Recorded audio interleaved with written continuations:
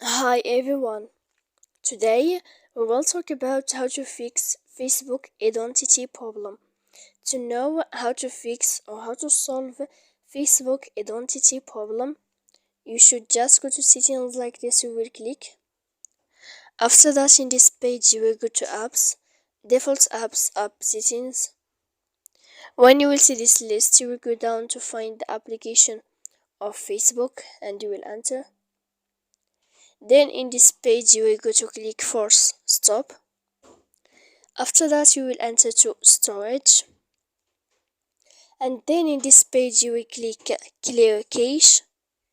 Then you will go to click clear data, and after all that you can turn off your phone.